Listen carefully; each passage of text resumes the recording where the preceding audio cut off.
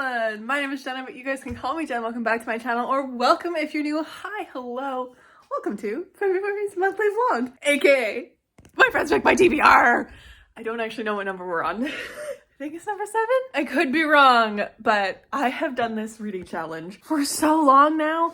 I love it. I truly love it. So basically the premise of this is, if you couldn't guess by the title, My Friends Pick my TBR, is I have my friends pick what I read in a month. Sometimes I mix it up. Sometimes I have 3 of them pick 2 books each. Sometimes I have 4 of them pick 2 books each. Sometimes I have all of them pick 1 book like I did this time. So we have a big stack. 2 of these books are actually my TBR choices. Hold on. So I didn't realize I stacked them all together. Hold the phone. This time around, hi. This time around, I had, this is 9, 1, 2, 3, 4, 5, 6, 7, 8, 9. Yeah. So this time around, I had my friends pick. I sent it into the chat, see who answered me. I got 9 of them to answer. I actually even reached out to my best friend from high school, Cass, and I was like, babe, pick me a book to read, because she's getting into reading, and I was so proud of her. But now I was like, pick me something to read. So she also contributed to this list, and I'm excited about it. So I'm just going to tell you the titles right now, and I will tell you what they're about as I'm reading them, as is usual, and I will keep it as spoiler-free as possible so you can enjoy this video top to bottom without worrying about spoilers. First up, we have That Time I Got Drunk and Saved a Demon by Kimberly Lemming, which was picked by my friend Yeleni. We have Where Peace is Lost by Valerie Valdez, which was picked by my friend Alexander. We have Bricks and Mortality, which was picked by Tamsin. We have Practical Potions and Premeditated Murder, which is picked by Caitlin. A River Enchanted, which is picked by my lovely friend Cassandra. We have The Wren Hunt, which was picked by SJ. We have The Regrets, which was picked by Sophie. I'm in love with this cover so much. We have The Vampires of El Norte by Isabel Cañas, which is picked by Sophia. And finally, we have Brysinger, picked by Hannah, which is gonna be fun because I remember nothing from books 1 and 2, so I also am probably going to be rereading books 1 and 2 this month. That is the list, my friends. That is the list. Now, I did say in a recent vlog that I did want to add to this list in some kind of a way if it wasn't an even number. And, well, it's an odd number. It's 9 books. So I figured, I was like, how can I add to this list in a fun way?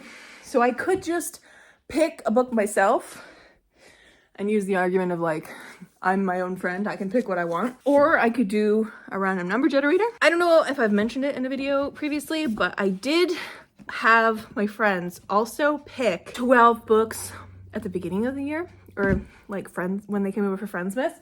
12 books off my shelves that are like the 12 book recs from my friends kind of a thing. So one of those books is this one, The 100,000 Kingdoms by N.K. Jemisin. So I think this is what I'm gonna do. I'm gonna just like take that from that TBR and put it on this list as well to make it an even 10 books in this video. So from here on, my friends, we're going to be reading some books. We're gonna be getting into it. I'm out of breath. My hair is doing something today. Please don't fall. I'm honestly so excited about this list. And I'm excited to see like how I feel about most of these, because like some of these were very recent adds to the TBR. This is up first. This is a fantasy romance novel, which is about a spice trader named Cinnamon, whose quiet life is turned upside down when she ends up on a quest with a fiery demon in this irreverently quirky rom-com fantasy that is sweet, steamy, and funny as hell. So I'm ready for some light, fun. Apparently, some people have called this cozy or like cozy adjacent as well, just because of the amazing heartwarming vibes it gives. So I'm ready to give this a shot. Have I had something on my face this entire time? Oh my God, I'm so sorry. It was a fluff, I think. This is what we're gonna be reading first, and I will let you know how I'm feeling halfway through. Well, hello friends. It is like a day or 2 later, and I'm done. That Time I Got Drunk and Saved a Demon by Kimberly Lemming. This was fine. This was just fine for me. It was definitely that lighthearted, easy read that I was wanting and what everyone was promising me. Definitely spicy, definitely not cozy like everyone is saying it is on the internet. I think everyone's giving the word cozy to anything that is just lighthearted nowadays. And like, this is very lighthearted, but it is very violent. There's some really that cozy. Very violent, very sexy, very not cozy. It's definitely like a lighthearted. It's a rom-com wrapped in a fantasy blanket with like murder, you know? This was just fine for me. There was so many things that I had to like shut my brain off to ignore. The speed of the plot, the lack of fleshing things out, the dialogue and the words chosen. I swear to God, I'm not even shitting you. The word bro is used in the first like 30 pages. Maybe it wasn't that many pages, maybe it was a little more than that, but like still. The word bro was used in here. It was insta-love. It was like fated mates. It was homegirl telling him she loved him within like a week of them knowing each other. And you know, it was very just like, this is happening only to fuck. And you know what? That's okay. That's okay, because it was still an enjoyable little read. Definitely sexy. Definitely sexy. I actually had my friend today, because I was hanging out with a bunch of my friends today. We were talking about this and I was saying like, it isn't like my cup of tea. Like I know I still really liked it and I might even check out the next ones because I also just absolutely love these covers. And I think like it was definitely a fun, quick read and it does what it set out to do. And I can't even hate this book because it's taking itself so unseriously that I think that's the point, you know? Like it's not even like it's trying to be this really good fantasy book with like romance and spice and like whatever. No, it's taking itself so unseriously, which makes it so fun. I just had to shut my brain off for it. So now that I know going into this, like going into the series, what it is, I think I'm gonna have a lot of fun with the next ones when they're released in these paperback covers because yeah, I wanna collect them all. I wanna collect them all. Who wouldn't? Gorgeous. But yeah, this was definitely a ton of fun and I do highly recommend it if you're into something that is very fun and spicy. But yeah, as I was saying, I was talking to my friends today about this and I said that it was like really spicy. And one of my friends who reads romance and dark romance regularly, and a lot of it was like, okay, but like how spicy? Like what level of spice? And I kind of like stopped for a second. I was like, okay, what is your level of spice? Because to me, if it has explicit sex on page more than once, I can consider it spicy. I haven't read any dark romance in my life. I think the closest that I've come to like a little like, ooh, like reading sex scenes is when I'm reading like high fantasy. It's like non-consensual kind of violent sex scenes and that's not fun to read. So I don't know. Like, and I don't read romance on the regular, but I love a sex scene in a book. Multiple, when they're done really well, fuck yeah. And so she was like, well, I think what Kate said she said 5+ in a book. And for a book this size, we get like one scene where he's telling her what he's gonna do to her. We get another scene where each of them finish, but not like together. And then we get 2 sexy full scenes. So 4 or 3. 3 if you're gonna, fucking figures. 3 if you're gonna combine the 2 like not quite almost ones together. But like for a book this size, it's not bad. The plot otherwise was kind of dumb. And as a like a regular fantasy reader, it was just, it wasn't really anything. But yeah, definitely a good one if you're looking for a very lighthearted, fun, quick, doesn't take itself too seriously read that has a really fun, curvy main character and a demon who is sexy as shit and came really close to being like predatory problematic throughout this, but every time he like stumbled on that line, he would be a consent king. Or like even in here, like she was like, oh my god, he's like so respectful, and I'm like, baby, was he though? Because he kind of like not forced himself on you, but like didn't stop when you were saying no. His whole like it was the start of one of like the full sexy scenes. Even though she was into it, she was just like, no, like wait. He didn't stop. He just kept like pushing her back on the bed and kind of stuff. And that to me, that's not full consent until like, you gotta chill, my man. Talk about it first and then go into it. But there was consent. There was verbal yes in that scene. So it was okay. But anyways, sexy, fun, first read of February done and first read of this video done. I will let you know the ratings of these books when I get to the end of the month and I finish them all. Hello, friends. It's been a while. I just finished Bricks of Mortality by Anne Granger, which I started today on a whim. And it was interesting at the beginning, but like the ending dragged on for 20 years. Like we got who did it, and then it wasn't even exciting. It was just like them realizing who did it, or going to go visit the person who did it, finding the murder weapon, and then sitting in her living room chatting to her for like 3 hours.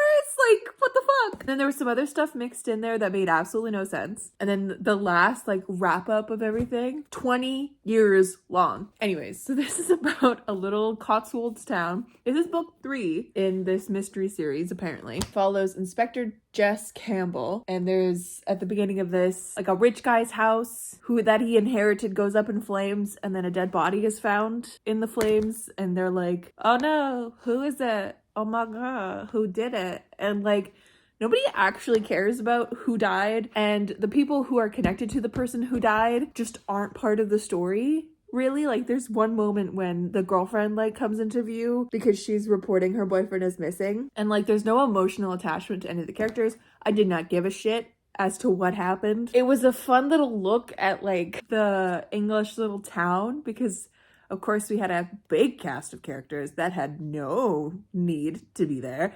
It was just this town and everyone was just doing shit, and nothing gave this story any oomph at all. It was so boring, and the ending really ruined it. So boring, blah, will not be reading any more of these, and I also really don't recommend. That's all I can really tell you. And now I have a little bit of a headache on this side of my head from reading that book. I think the next book I might read for this might be The Regrets. We'll see. I am 25 pages into The Regrets, and I was like, great, okay, I'm kind of liking this. I'm annotating it. Like there's a lot of things that are being said that I'm kind of liking, and I was like, I'm gonna go add it to my like to currently reading things on Storygraph and Goodreads. And then I opened up Goodreads and it was a 3.21 rating. And then I scrolled a little bit and I saw Books and Lala's. Oh no, oh no, no, no, no, no. 2 stars, and I was like, I don't remember her reading this one. What am I getting myself into? And then like seeing like the 1 star. So we're gonna find out what this book is. As I said, 25 pages in, and I like it so far. Honey, it's captivating, so you've got a big storm coming. I'm gonna keep going and I'll let you know, but ooh, what a shocking add to Goodreads. Oh my god. DNFing. I'm 104 pages in. I've already complained about this in like 3 separate areas on my group chat to my friends, on TikTok and a TikTok video, and also in my weekend vlog that I'm currently filming. Also, the lighting in here, hold on, much better. Bad. B-A-D, capital B, capital A, capital D, period. This was written for millennials who like J.D. Salinger's book, The Catcher in the Rye. That is my opinion. I am not a millennial, and I fucking hated Catcher in the Rye. So like the first 25 pages were fine. I was jump scared on one of the pages by the use of the author in the moment of an angel being on scene and like coming to take the guy who just died away and like going through the moment of death. He gets a raging erection, and I'm just like, there's no need for it. And there's been a few moments where the author will interrupt beautiful, beautiful, poignant prose with the words like pussy and cock. And I'm just like, please stop. Like, there's no need for this. Or just some extremely vulgar moment, and I'm just like, I feel like I'm being jump scared by language on the page. After about 30 pages, I got really tired of the character. The guy, Thomas, who is supposedly dead. So this follows 2 characters, Thomas and Rachel. Thomas dies wrong at the beginning of the book. Like and the officer says, you are insufficiently dead. You lack rupture with your life. You have no exit narrative. And I assume that's because the guy was super depressed and he had like a penchant for death and near-death experiences as a person. And he was insufferable as a person. It was bad. It was just straight up bad. And I was just reading through it like, you know, just making that noise in my head, just the whole time. I was shocked on page 48 that he was not a teenager, because he explains like when he was in college. And I'm like, do you mean this man is like well into his 20s? What do you mean? That's not the impression I was getting. There's just, God, I'm not even going to share the same quotes that I've shared in the other places because I am overstimulated by this book. I say that because there's a quote on page 61 that says, I was so overstimulated by everything all the time that just living made my entire body feel like a throbbing erect cock. And I'm just like, there's no need for that. No need. And then we get to Rachel, who I was like, okay, POV change. Maybe she's not going to be so insufferable. I was wrong. Immediately, we're gifted with this girl is special. She can see him because he's glowing, and like she can see him glowing, and I'm like, oh, please don't make her a pick-me or a manic pixie dream girl, because he's already the male equivalent of a manic pixie dream girl. You know, she becomes obsessed with him, and then they meet at some point, and then they basically fall in love in like one bus ride, and they immediately hold hands, and just like the rumination is, I just know, and this is no insult to anyone who is a millennial, okay? I promise, anyone who watches this who is a millennial, this would be the perfect book. I can just see a sad, white, believes themselves to be like existential and like having great life discoveries at 4 a.m. over their 8th glass of wine, who loved J.D. Salinger when they read it in high school. You'd eat this up. That's not an I promise I'm not trying to be mean. This book is just really not for me. It might be for you. You might absolutely love it if that description at all fits you. If you liked J.D. Salinger's The Catcher in the Rye and you feel the need to read something that'll make you think big things, and you're okay with the absolutely abhorrent characters. Yeah, I got to here, page 104, and I wrote, yep, okay, I'm stopping here. I can't take this millennial J.D. Salinger lookalike trash fire. That's the regrets. I regret picking this up. I regret buying this, but it was 100% a cover buy because this cover is stunning. I'm so mad about it. Like, look at this. And I'm sure if I had read all the way to the end, there might have been something that was like kind of poignant. Like, I'm not gonna lie, there were some quotes at the beginning that were quite good and did catch me, but like, I'm sorry. I've already read one mediocre book this week. I can't do another one. So, first DNF of the year. Hopefully the next ones for this video are better, but I'm sorry, Sophie, your pick was not that good. But that's on me for having it on my TBR in the first place. Oh well. On to the next. Hello, friends. It is now a number of days later. I just finished the Vampires of the Norte. I did not fucking update you halfway through. I should have, but I was just too enamored with this. Oh, this was amazing. Oh, it was so good. The first half had me clutching everything. The tension was perfect. The atmosphere. Isabel Kanyas knows how to do fucking atmosphere. And then like the tension between Nestor and Nena. Oh, my entire heart and soul. Oh my God. There's a moment mid-book. Oh God, I don't even know where I was, but on page 155, right here. I wrote right at the bottom there. Oh, to be loved this fiercely. And I swear to God, it took them so long to get their shit together, but got their shit together, they did. And the vampires in here. How is it that like good authors like Isabel Cañas can make me hate something, be so grossed out by something, just be so appalled by something, and then make me feel pity for it in the end? Good authors. Oh my God, Nena is the queen of vampires. I love it. I loved this so much. It was so good. Oh, it was so good. So this is a Mexican gothic-y romance with just dripping atmosphere set in like 1840s. Vampires and vaqueros face off on the Texas-Mexican border. It's a supernatural Western.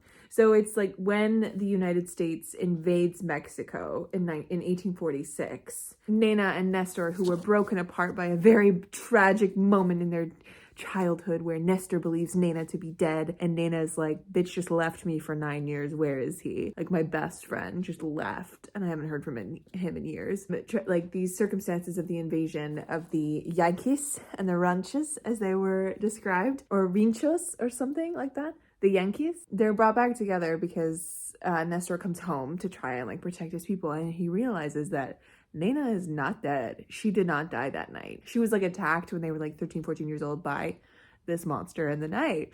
And he thought it was very drama. He thought that she was dead because of what like the vampires can do. There's this like illness called the susto, which is basically like mimicking death in a person, like their poison like mimics death. They just have no breath, no heartbeat, whatever, and then they eventually do die. But there is a chance to like bring them back. But Nestor obviously doesn't know this at 14 years old. They are brought back amidst this tension and enemies at the borders, and then Nena convinces her father to let her go and be like a healer with the army, and Nestor is part of the army. He goes with, and he like promises to take care of her, and she's like, fuck you, I don't want you here. Then shit happens and he ends up having to get her home safely, and it's that like friends to enemies to lovers with like a little bit of miscommunication, but also like so much tension and so much history built up in between. I forgot how much I enjoy a really good friends to lovers narrative, because like, but like a properly done one, like in here, I love when friends to lovers is actually like friends to enemies to lovers. Oh, it's so good. It's so spicy, and there's so much drama. And then you get like little scenes where she's remembering that he was her first kiss. Oh, just like the little perpetually single girl in my heart, the little girl who had so many dreams and such romantic feelings towards life, and the belief that someone would love her back and she would get to go through all those experiences. That little girl screams every time I read stuff like this, because it just I wish I lived it as a kid. I didn't, but like, oh, it's cute anyways. Speaks to that little romantic in my heart, you know? Anyways, fucking loved this. This weekend, I am going up to the lake, so I probably won't be able to update you until I get home about all the reading that I do, but I am planning on bringing, not all of these, but I did finish Aragon today, so I'm on to Eldest, and once I'm done this, I can finally get to Brysinger for this video. But the ones that I'm bringing with are these 3 bad boys right here. Where Peace is Lost, Practical Potions and Premeditated Murder, and then A River Enchanted by Rebecca Ross. I have audiobooks for these 2 and not for this one. But Cozy Fantasy is best read. This is Cozy Fantasy Mystery too. Cozy Fantasy is best read at the cabin. So that's where I'm going to be reading these, and I'll let you know how I feel about them when I get back. But oh my god, we have had an uptick. Things are better. Things are going better. I fucking loved this. So we're on an uptick now, and I have faith that everything else on this TBR, there's 2 more sitting on my mantle over there, and then Brysinger, I have faith I'm going to love the rest of these. Hello, friends. It's a few days later since I last chatted with you about the Vampires of El Norte. But I did finish 2 of the books that I brought to the lake this weekend, and also got halfway through a 3rd. So I ended up reading Where Peace is Lost by Valerie Valdez, which I believe was picked by my friend Alexander for this lovely challenge. I'm so excited about, because I love Valerie Valdez. I've absolutely adored her work. Her series Chilling Effect is one of my favorite sci-fi series. It's just such a fun, genuinely fun time. Like, I will recommend that series until the day I die. It is so good, and genuinely a wonderful time was had. So when I was going into this, I was expecting a very similar vibe. I'm not gonna lie. I was expecting to go in and just have a great time, because that's what I've come to expect from Valerie Valdez's writing. I did not have a good time. The tone in this, completely different, which like I should have guessed. I should have known. So it says on the back here, we need to fix this, publishers. This is not a cozy space fantasy, all right? There's nothing cozy about this book. Just because it's a touch slower than usual does not mean it's cozy. Do not do this, publishers. This is not a cozy sci-fi fantasy, okay? No. No. We need to be careful with what we do and put on our marketing, guys.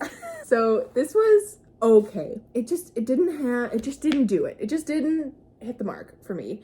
I, as I said, was expecting something a little bit more enjoyable, have a good time with. I will say Valerie Valdez's world building and storycraft and character work is definitely some of the best. Like, she's really, really good at what she does. And I really, really enjoyed the tech in here. I enjoyed the world building. I enjoyed the layers of it all. It was just something missing for me. I literally could not tell you what, but like my enjoyment of this book stayed at a level like 4 out of 10.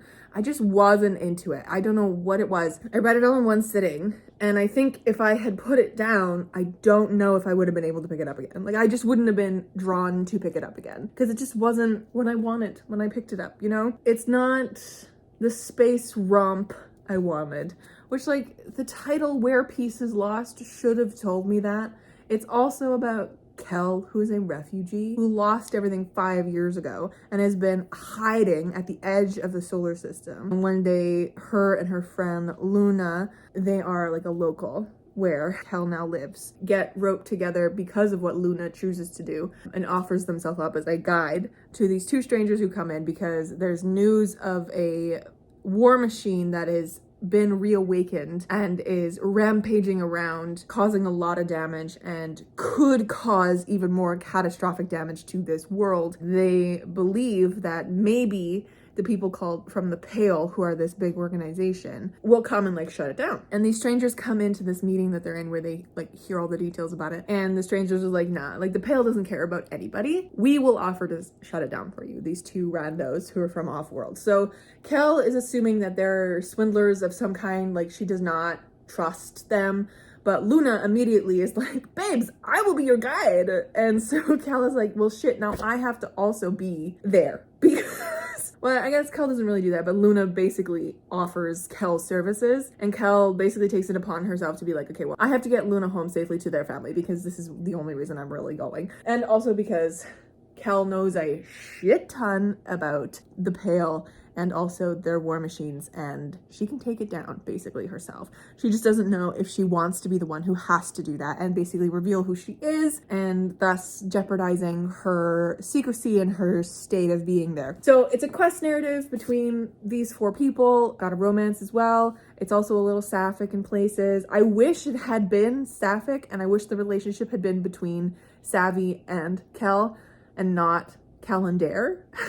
Because they were just too similar to me, to each other. And I was like, that's like, you need a different dynamic. Like you need someone to bring out the best in you kind of a thing. And I understand why their relationship just didn't really do anything for me, Kel and Dare, which is whatever. Every once in a while, there would be something that I'm like, I can feel my focus and attention like honing in and like I'm about to be sucked in, but nothing really truly brought me all the way down.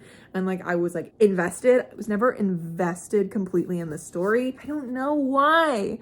Because Valerie Valdez's writing is amazing. Her world building is so cool. And the tech that you end up finding out about, which is on this cover, I didn't realize that until I got to the part and I was like, whoa, this is so cool. Like the tech is so cool.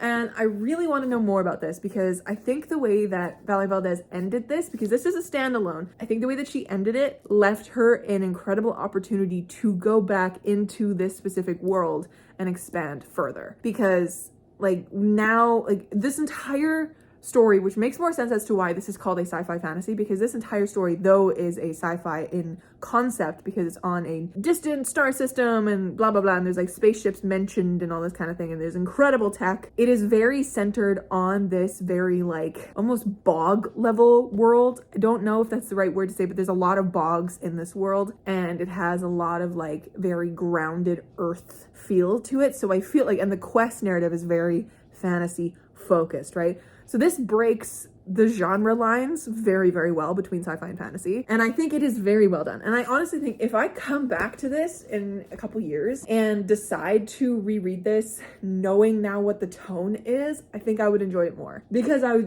just expecting to have a romp of a time because it's Valerie Valdez. I was a little disappointed in that. But that's on me and not on the book. So if you're at all interested in this, please pick this up because it's definitely an incredibly well-crafted story. And it is a standalone, which we love to see. But again, Valerie did something in the end that I think could open this up to have a companion set with the same characters in this universe and make it more spacey, you know? I feel like with this opening of this world, I feel like she could almost do something Becky Chambers-like with the Wayfarer series, like what Becky Chambers did with the Wayfarer series. Spoke too fast there. You know? Like, I feel like she could do something like that. Like, she could open this up to be something a little more. Anywhoozle, that was the first one. So, we'll run this through Copile at some point. But I did share this in my weekend vlog from this weekend. But I'll show you the spread. So, this is for the Vampire of El Norte, which I still haven't run through Copile, but I am in love with this spread. I thought it was just so funny. And I knew I had something horse-like, and it took me about 20 minutes to find this in my stash of random shit. But I'm so glad that I did, because I needed something horsey on here. Love so much.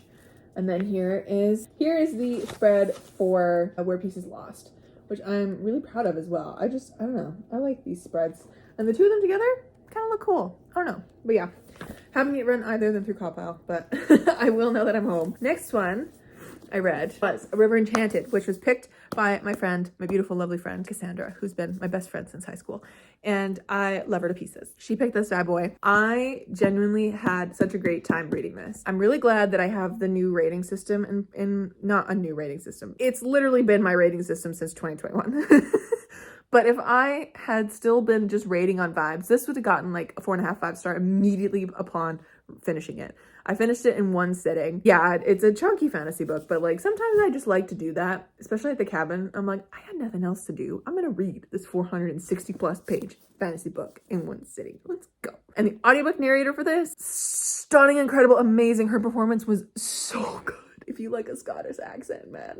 If you like a Scottish accent, get on it. It's so good. But yeah, so I really, really enjoyed reading this. It was genuinely such a lovely story. It was enchanting. It was just, Rebecca Ross's writing is fucking phenomenal. Her story craft and her world building is gorgeous. I absolutely loved the elemental elements to this, the spirit elements of this, and the use of like wind specifically as a like communication device, and also as a device that nothing is truly secret unless you put in the steps to make it secret. If you want some like a conversation to be completely quiet and completely private and like no one else hear it through the wind, because the wind will steal your words and will spread it around town. So if you want something to be truly secret, you need to have all of your shutters closed, like no wind can get in kind of a thing. Otherwise your words are going to be spread around town, which is a good like communication device, because if you need someone, you can call to them and then they'll hear you on the wind. Okay, so love the magic, love. Also the actual like magic in here with the level, like the magic in here is rooted in craft. So Jack, our main character's mom, weaves secrets into plaid to be like protective things. So like people can commission her to make a specific protective garment, like give up a secret that she then weaves into the plaid. Or Jack himself, our main character, is a bard, and in this he can sing to the spirits and use magic to basically bind them for a certain amount of time so they can have conversations. But the magic in here also, like, it comes at an incredibly high cost. Like, it just burns the life out of people in different ways. And you can also have like enchanted blades. So the bladesmith can be commissioned for an enchanted blade, and she goes through so much pain to do that. So I don't know, I love the level of craft that the magic was like tied to in this. Really enjoyed it. So this is about Jack, who at the beginning of this gets called back to his hometown, or gets called back to Cadence. This is the place he's from the mainland, where he's been studying to be a bard for the past like 10 years. Comes home, finds out it wasn't his laird who called him, but his old childhood best friend turned nemesis, Adarna, who is the heiress to the clan. And she has called him back because she believes that he is the ticket to finding all these missing girls, because there are a bunch of girls who have been taken.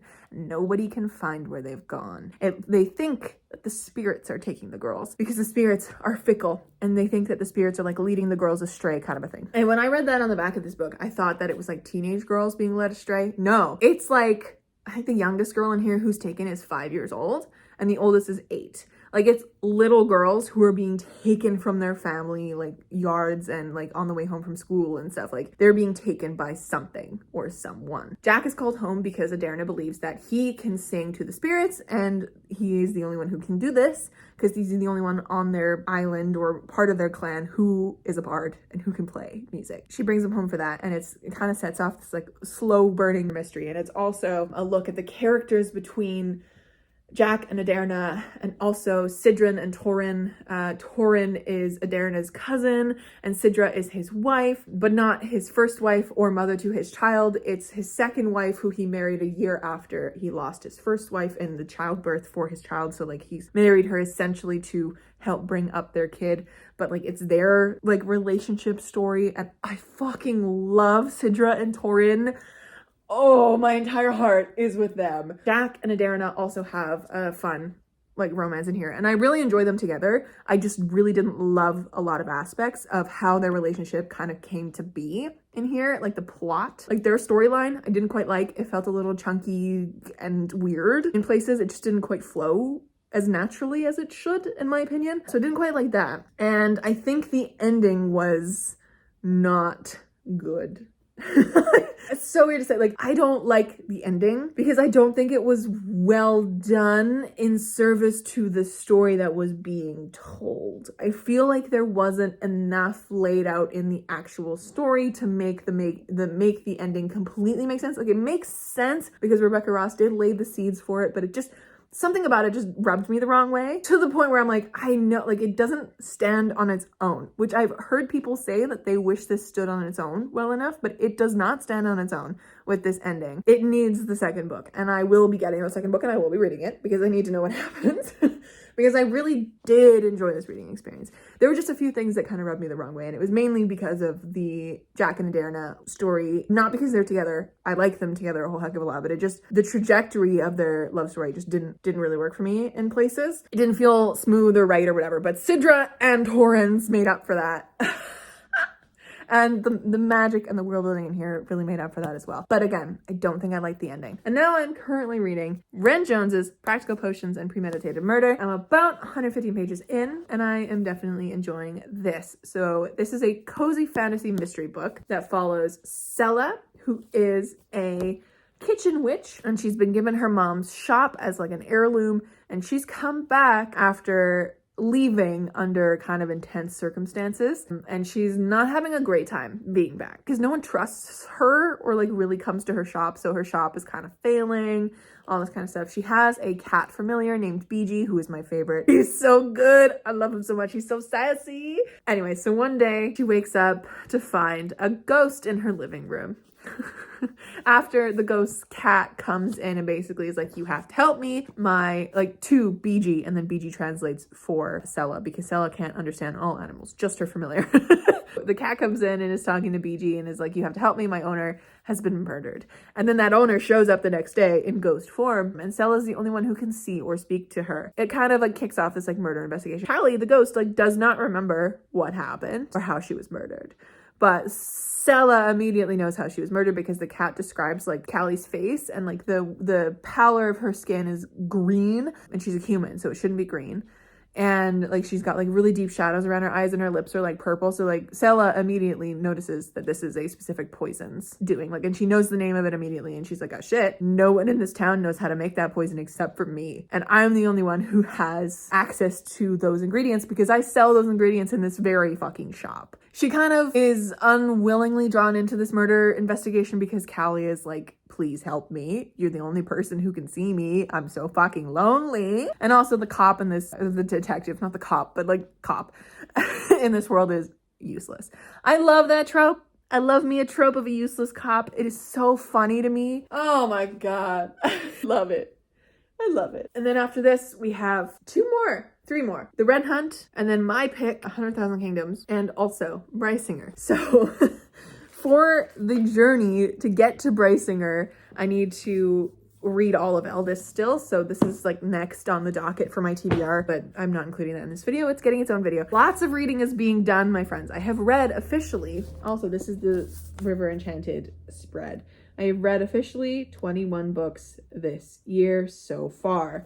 So we are ahead of the game with what I have my goal of reading 10 books a month. I should be at 20 books by the end of February. So I'm already ahead of the game, but I still do want to try and keep up the 10 books a month thing. So I've read 8 books so far in February, 2 more down, hit that 10 book mark. And it is already the 19th of February. So there are 10 days left for me to read the rest of these books. Crazy times. Things are going so quickly. So yeah, those are my updates for the reading. Things are going okay, I think. I think this might be the best My Friends Pick My TBR we've had so far, with like the genuine like feelings of interest for me, because my friends picked a lot of the books that I was like interested in reading very soon, or like books that I had recently picked up, and also just like genuine like good readability with each of these books. So thank you, friends, because this has been a fantastic February. Even with the DNFs, even with the ones that don't quite hit, it's still a really good reading month. So I'll catch you when I'm done this one. Hello, friends.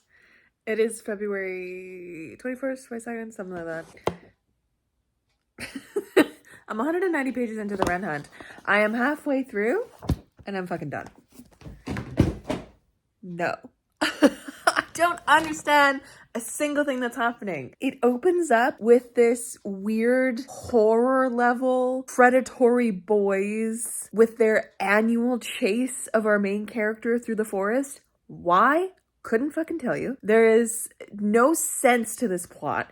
It doesn't even know what genre it wants to be because it's very urban, very contemporary, very focused on romance and horror and thriller themes. But then it's like based on magic and there's no world building at all. We're in Ireland, but I don't feel like we're in Ireland. I feel like we're trapped in a bad version of the Raven Boys. Like, I don't know what's happening with this book. Oh my God. The boys at the beginning, immediately predators. They are just predators. And the terror that I feel whenever these boys are on page, which is basically every fucking page, my skin is crawling just thinking about them. Why they are chasing our main characters through the fucking forest and nobody's done anything about it. And they do it every fucking year. She hates it and it's dangerous because they like hurt her in these moments of like trying to capture her and yet they're like, oh, it's just a fun game, Bren. Why you hate it? Da, da, da, da, da. And I'm like, they're just predators. I hate it. I have no idea what the fuck this book is. Like, I've looked up reviews. I've looked at the synopsis so many different times. I couldn't tell you what this book is about.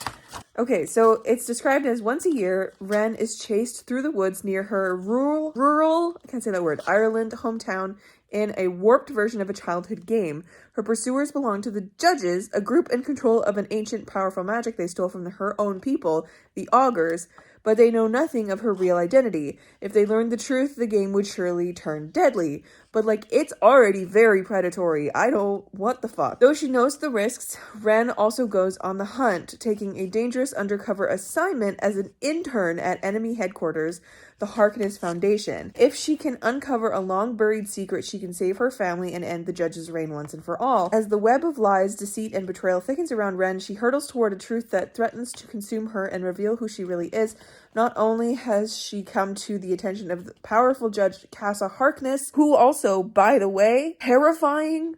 I don't think she has her full brain with her, though. Sometimes she just stands there and stares for no reason at all. And I'm like, this is spooky. I don't like it. But like spooky in the way of like not intentionally spooky, you know? Like it's not like a horror element thrown in. I just think she's odd and something's weird. Anyways, Casa Harkness, but she is also falling dangerously in love with the one person she shouldn't, and she may need to decide which she'd rather lose, her heart or her life. Okay, so this spellbinding YA debut from Mary Watson is part thriller, part love story, and entirely captivating. No, it is not. Second DNF of the year. I physically cannot anymore with that book. What the fuck? What the fuck? The plot itself doesn't know what it's trying to do, and it's failing at all the things that it's sort of attempting to do. And it's also like, it's not what the fuck. And the romance is very insta-lovey and very choppy, and I hate it. I wanted to love that book so much because it's an Irish book, and I'm Irish. Like, I wanted to really love it, which is why I had it on my TBR. There's another DNF for the year. Hello, friends. It is now February 22nd, technically 23rd because it is after 12:30 in the morning, but like what's new? I'm currently making my thumbnail for my video going up tomorrow, but I wanted to let you know that I finished Practical Potions and Premeditated Murder by Ren Jones. And as I'm sitting here doing my thumbnail, yes, I do it all with my finger on my iPad. It's fine. It takes me no time at all to do my thumbnails, if you're at all curious about that. This was cute. This was definitely very cute. I think some issues that I have with it kind of dragged a little bit. It felt kind of repetitive with the investigation part of this because it is a murder mystery. I also take issue with the fact that we didn't really get to know who did it very well, and their motives seemed so thin because we didn't get to know them very well. I feel like if we had actually gotten to know more of the characters in this town, it would have made more of an impact to find out who did it and why they did it. I also didn't particularly like the fact that the person who was murdered, Callie, was so detached from the town. The narrative tried to make it as though that she was not super detached from the town, but she wasn't a local. Like, she was not from the town. So a lot of the people were just like, oh, it's fine. It isn't one of us. Like, it's obviously one of the foreigners that came. And like, why people from Callie's town originally came to Mara or wherever they are. Didn't make sense to me why they were there, why her ex was there. Didn't make sense at all. It didn't really make sense either how the murderer knew so much about Callie to be able to set up other people to make it look like they murdered her instead. Like there wasn't we didn't get to know the murderer enough. I don't know, it just felt like there wasn't a strong enough tie. Like if Callie had been a local girl, like everyone would have been up in arms about it. Like a local, because it's a small town, you know? Like any outsider in a small town is not going to have the same impact as someone who is from the town, who just got murdered in their sleep or whatever. Like she wasn't murdered in her sleep, but you know what I mean? Little things like that. I just think there could have been more done to make it more compelling of a mystery and also give us more depth to the characters and the town and stuff. But I did really enjoy Stella and Callie and BG, and I liked Lorna as well. But also another thing that I didn't like, I don't know what the people around Stella are. Some of them are described with horns, but there's no other description or like official like name other than just some of them having horns in their descriptions. I don't understand what that means. Are they fawns? Are they satyrs? Are they tieflings? Are they just people with horns? What are they? You know? Because we get like a description of we get a very vague mention that like humans aren't very common here. And I'm like, well then why is Stella here? Stella is very human. Her mom was human. Why are they there? What other people do we see in this town? Is it just people with horns and then the one human Stella? Like the world building was lacking for me in that, I think. There wasn't enough concrete, like, visual stimuli. There wasn't enough in the characters, in the world specifically. I just didn't quite get it. And there were a couple, like, inconsistencies in the plot. And I don't know.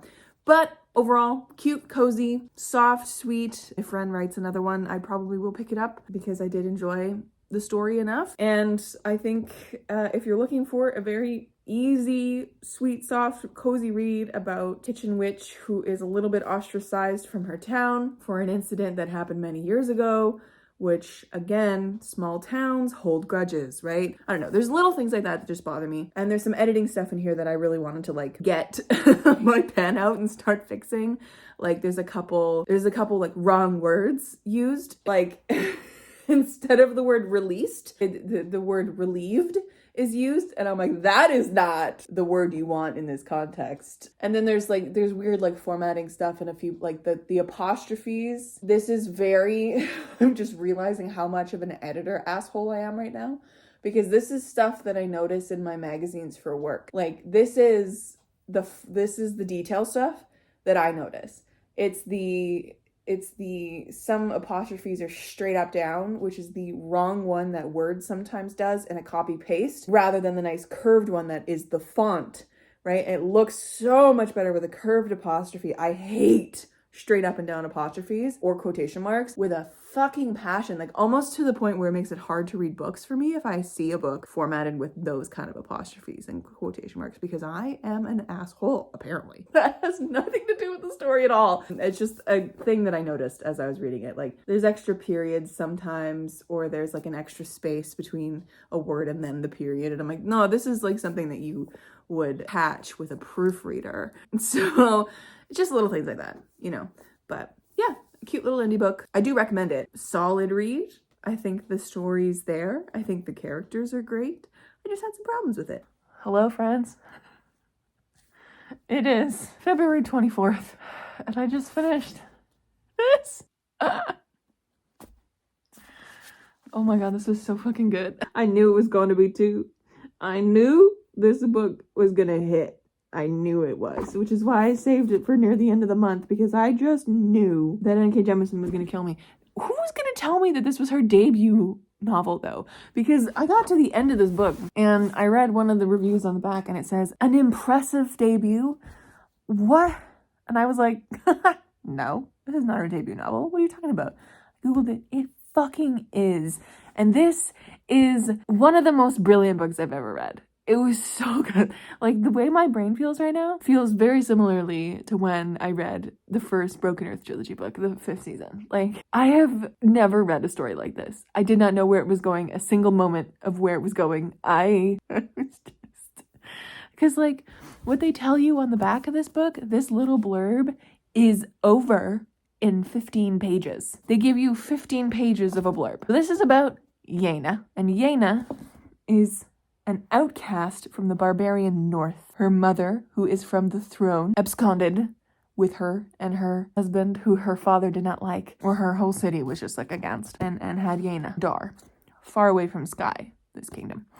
But when her mother dies under mysterious circumstances, she is summoned to the majestic city of Sky, back with her grandfather, summons her back there. There, to her shock, Yena is named an heiress to the king, but the throne of the 100,000 kingdoms is not easily won, and Yena is thrust into a vicious power struggle. That is all you're given. And we get that all in 15 pages. This is a 425-page fantasy book. So I didn't know what to expect. All I knew what to expect was that NK homie who just keeps poking out. Who made the choice to make this a thing? The full page author photos in books, because I would like to know why this is ever a thing. Also, the front cover is a choice. You guys remember when books used to have that on the back cover? Whack. Anyways. I only knew it was going to be good because it's N.K. Jemisin. I knew nothing else about the story. So, without spoiling you, because this book deserves to be gone into with as little information as I had, because it was so good. I was hooked within the first 2 chapters because of N.K. Jemisin's narration style. So she chooses to do this book in first person. Ain't nothing special about that. But she's got something. She does something with her narration. There's little parts. There's little breaks. There's little interludes where you're a little confused as to who the main character is talking to. Is she talking directly to the reader? Like, is she breaking the fourth wall? Like, what's going on? Like, the narration in N.K. Jemisin's books, especially the Broken Earth trilogy and this one, are just next level. Like, I don't know what it is, but just the narration alone, the craft of the narration, and then the story itself got so twisted and had so many questions, and I was just like, what is even happening? So Yena goes and is the heir.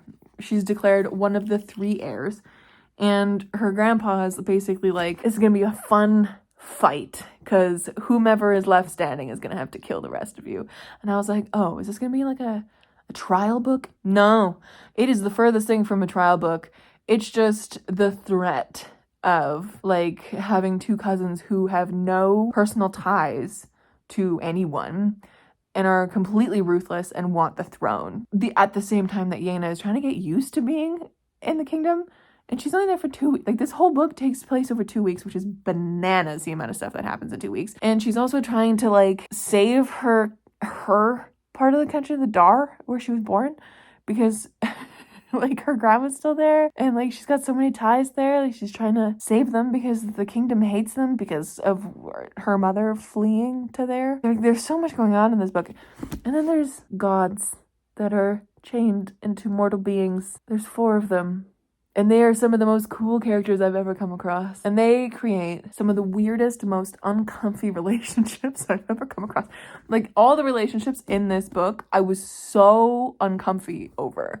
Except Yena and Saya, but like, no, that one even made me uncomfy at the end too, because there's just a weird line of gods and them being like mothers, siblings, and lovers, you know? Like, I was raised on Greek mythology, so like, that's a thing where like incest isn't really a concept to gods. Like, it's not, I don't know, like morally maybe, but like even like morals don't matter to gods, right? So there's that going on. And also the fact that the entire kingdom of Sky have people there that are all like, have like a tattoo on their forehead of different symbols, and every single person who has a tattoo like that is a family member of some kind. Do you know how many fucking people have to populate an entire kingdom for it? Like, that family's huge. And so, like, the levels of incest in that are just a little uncomfy. But, like, it's normal to these people. It's not like your, like, sibling kind of incest or, like, your first cousin kind of incest. It's just, like, you're vaguely aware that all these people are calling you cousin because you're connected somehow, but you just don't want to like spend the time figuring it out. And there's a quote in here that's like, half the city of Sky is in bed with the other half. And I was like, oh, I'm very uncomfy with that thought. So like the relationships in here are just naturally uncomfy the entire way through. And I think that's what NK was just setting out to, like, it's just a thing. And then the God relationships kind of fucked me up a little bit. And leaving aside the incest of it all, thinking about, I don't know, it's probably just a me thing. You guys might feel the same way. Do you get really weirded out at the big age gaps in books? Like, not just like a casual age gap and an age gap romance. No. I mean this God who created all of everything, older than the earth itself, if you will, is lusting on this girl who's like mortal and like maybe 20. You know, like those age gaps get me a little skeeved out. I don't like it. There's that aspect. And also the fact that the Night Lord in here, he's very sexy, but he's also rapey and problematic. But like there's a scene in here that like, if you freaked out about the scene in Fourth Wing where the two main characters, I don't remember their names anymore, are doing it and she ends up like knocking the windows out of his like dorm room or whatever.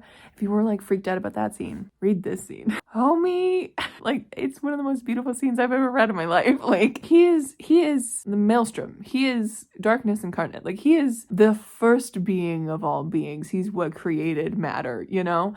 So he like can bring her through time and space and fall from the cosmos. And so that's all I'm gonna say. This book was very surprisingly sexy throughout it. I wasn't expecting this level of spice because I didn't remember that from reading the Broken Earth trilogy. Anyways, so yeah, this book is about Yena, who is an heir to the throne of the 100,000 Kingdoms, and she knows she's gonna die. So that's fun. Yeah, this was fucking amazing. I don't know what else to say about it. And it's so weird to describe an N.K. Jemisin book because there is so much going on in here. There's so many little nuances. There's so many things. It is a brilliant masterpiece. This is her fucking debut novel, and I am obsessed, fully. I ordered books 2 and 3 before I even started reading this one because I knew I was going to want to read the entire trilogy, and they're waiting for me at the bookstore currently, so I'm going to be going tomorrow to pick them up so I can continue this trilogy in March. This book is a fucking masterpiece. I don't understand. It's her debut novel. What? Hello, friends. It's been a hot second since I last talked to you guys for this video. I'm officially halfway through Brissinger. Finally. Oh my god, this video was supposed to be wrapped and up like 3 weeks ago. And because my genius ass decided to reread Aragon and Eldest before diving into Brissinger, which this book is on this TBR, it took me so much longer. It took me so much longer to be able to do this. And because my ass is a mood reader and it's so difficult for me to stick to a TBR, most of my March reading has happened already and I've only gotten halfway through this. And as you guys know, because I've said it in a few vlogs already, I have issues with how slow this audiobook is going because this audiobook is set at 2 times speed and it sounds like he's talking at a normal speed. If you guys have been around for a while, you know that I listen to my audiobooks at like 3 times speed minimum most of the time. So the fact that I'm listening to this at 2 times speed, it's taking me hours and hours and hours and hours and hours. And when I look at that timer left in audiobook, it was a solid 13, 14 hours, this audiobook, at 2 times speed. So it's taking me so long to get through this book. But it's not to say that I'm not enjoying it. I am really enjoying it. And I have really, really enjoyed rereading Aragon and Eldest before going into Brissinger because I didn't remember a damn thing from Eldest. So it was the best choice I could have made for my own brain, barring looking up a synopsis. Because I probably would have looked up the synopsis and been like, oh wow, I don't remember any of that. I need to read it anyways because I don't remember. Brissinger or Brysinger or however you want to say the name is the 3rd book in the Inheritance Cycle. And this was picked by my friend Hannah for this video. I am 354 pages in. I'm gonna save the majority of my actual thoughts for this book for the series video that I'm filming for this book, which is just another thing that I've added to my own brain. But I will say that I found this book very slow, yet still entertaining. I don't know whether that's because of the audiobook issue and like the length of how, like, just how long I can get through it, because it to me is feeling longer than A Shadow of What Was Lost by James Islington, which is equally as chunky. Like, this is about 700 pages, and I don't know how long Brissinger is. Oh, just over 700 pages. So like roughly the same length. And I finished The Shadow of What Was Lost in 2 days in a weekend because I could put the audiobook faster. And I just like, the book felt so much faster and so much more quick and intensely paced and etc, etc. But I think also this book, Brissinger, is just paced slower. And that's okay.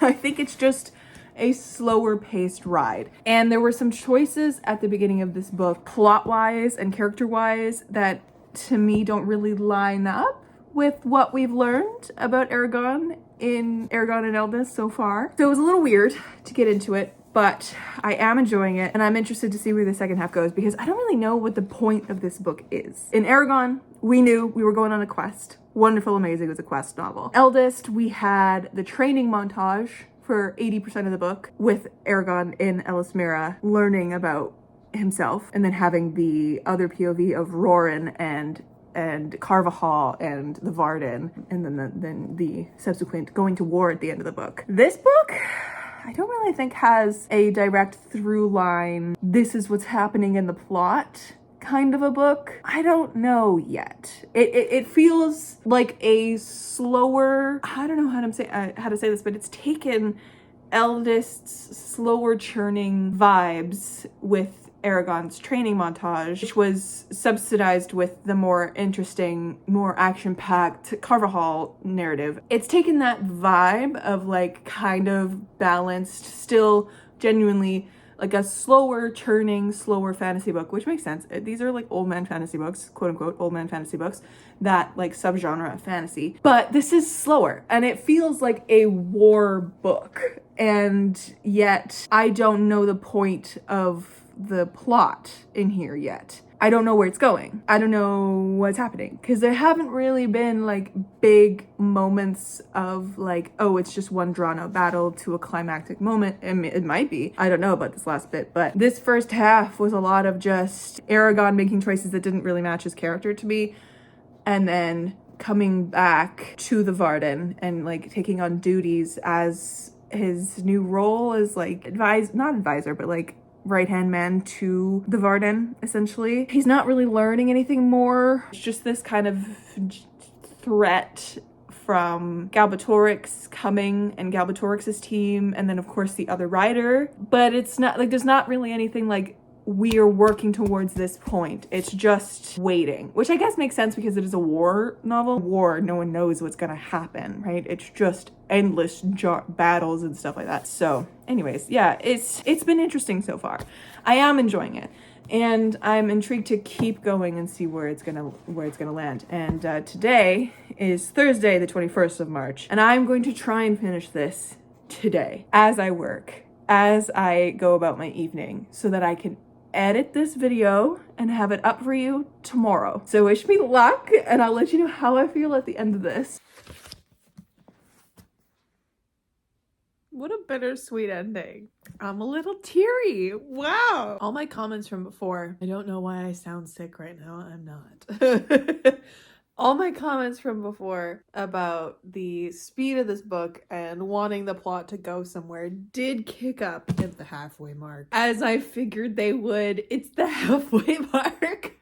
Had some direction to the story. I'm not going to spoil any of it for you because this is not the series video. This is the Friends Pick My TBR video. And this is the third of a series. So I can't do that to you. It definitely had a good feeling to it. And a few things happened that I did guess like at the beginning of this. I don't know whether that's because Christopher Paolini set them up really well, or I just have an exceptional guessing ability when it comes to fantasy books as to what's gonna happen. But I am very intrigued as to how this is gonna map out for the final book. Well, damn, you're just gonna have to wait for my series video, because I can't divulge any of my proper spoily thoughts in this video because I promise you no spoilers in this video. It is definitely a super solid book, and I think Christopher Paolini has really just done an exceptional job of layering the politics in this book and layering the effects of Aragon's early choices in the book Aragon and in Eldest, when he's meeting all these people and he's promising all of these people so many things and becoming friends with so many people, and he's just trying his hardest to try and keep everyone happy. And this book is definitely an interesting look at how the effects of that are happening in the world. And now that we're really going to war and they're finding more stuff out about Galbatorix and all that, and the evil king Galbatorix, I think it's very interesting what Christopher's doing. And I'm actually kind of glad, because in Eldest and in Aragon, which is something that I explained in my series video that'll come out well after this, I have to read Inheritance now. Christopher Paolini, I don't know if you guys know this, but he intended to make this a trilogy, and he wrote Eldest still thinking it was going to be a trilogy, the second book. And then in the acknowledgements of that one, he's still calling it the Inheritance trilogy. But then in the acknowledgements of Brissinger, he says, because of its complexity, Brissinger ended up being larger than I anticipated. So much larger, in fact, that I had to expand the series from 3 books to 4. Thus, the Inheritance trilogy became the Inheritance cycle. I'm pleased with the change too. Having another volume in the series has allowed me to explore and develop the characters' personalities and relationships at a more natural pace. It was just such a grander thing, and I think that, I mean, looking at the size of this book and also Inheritance, like, they're both almost 800-page fantasy books. Like, he really delved into these slow churning relationships and choices and the world and the politics, and I think he does it in a really good way. Like, still considering that this is a children's series, this is supposed to be like young adult or middle grade or whatever, but like, it's Knopf for younger readers. I point to the spine and there's no Knopf thing on here, but like, that's who the publisher was, Knopf for younger readers. It is a younger reader book. The complexities in these books have just been so mind-boggling. Like, this to me almost stands on the level of some of the fantasy, like the adult fantasy books that I've read. And I think that Christopher's doing an incredible job in these books of layering and bringing in all of that, of the politics and the world building and the story that he's telling. I'm so intrigued to see how this is going to end. So that brings me to the end of this video. Who would have known that we end this video in March?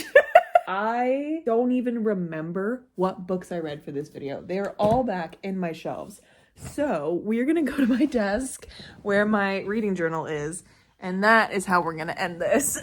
Okay, so as we set out at the beginning of this journey, this My Friends Pick My TBR journey, we had That Time I Got Drunk and Saved a Demon by Kimberly Lemming, which I ended up giving 3 stars, as you can see by this beautiful page right there. 3 stars. And then I ended up reading Bricks and Mortality by Anne Granger. This one just really didn't do it for me. It was kind of a bad mystery book, which I ended up giving 2 stars. Then I ended up reading Vampires of El Norte by Isabel Cañas, which I gave 4.5 stars. It was just genuinely such a lovely read. Then we read Where Peace Was Lost, or Where Peace Is Lost by Valerie Valdez, which I ended up giving 3.5 stars. It was not quite what I wanted from the sci-fi book, but it was still enjoyable. And I think maybe even upon reread, I might like it more now that I know what to expect. Then I ended up reading A River Enchanted by Rebecca Ross, which I ended up giving 4 stars. I ended up reading Practical Potions and Premeditated Murder by Ren Jones, which I also gave 3 stars to. Then read, which was one of the 12 books my friends picked for me to read throughout the year, which also the A River Enchanted was as well. But this was the pick that I decided to add on to make it an even 10 books in this video. I said 9 earlier, I meant 10, which, as you can see, I gave a full 5 stars. It was fabulous. Absolutely amazing. I also DNF'd 2 books for this video. I DNF'd the last 2 that I haven't spoken of, which are Amy Bonifon's The Regrets, and then The Wren Hunt in here as well, which I have yet to print off the little thumbnail for, but that's fine. And then finally, Brissinger, which is probably gonna be around a 4 star. I feel like it's a similar feeling to Aragon's vibes for me as a story as a whole, now that I've reached the end of it. Even though I do prefer Aragon, I think this is still like a 4 star book. But yeah, I did not tell you who picked those books at all. So the two DNFs, The Regrets was picked by Sophie, The Wren Hunt was picked by SJ, this one was picked by Hannah. We'll go backwards. The 100,000 Kingdoms was picked by Samuel back in December. Ren Jones's Practical Potions of Premeditated Murder was picked by Caitlin. A River Enchanted was picked by Cass. Where Peace is Lost was picked by Alexander. The Vampires of El Norte was picked by Sophia. Bricks of Mortality was picked by Tamsin. And lastly, That Time You Got Drunk and Saved a Demon was picked by Yeleni. And that, my friends, was My Friends Pick My TBR number 7. I do believe it's number 7. We'll be back again in July for the next My Friends Pick My TBR. If you have any suggestions on how I could spice it up, please let me know in the comments below. I would love to know. But if all else fails, I'll just have my friends pick more books for me to read. Thank you guys so much for watching. If you made it all the way to the end, leave me a little sword emoji for Zarok and for Singer. Anyways, my friends, I will catch you in another video very soon. Stay kind and keep on reading.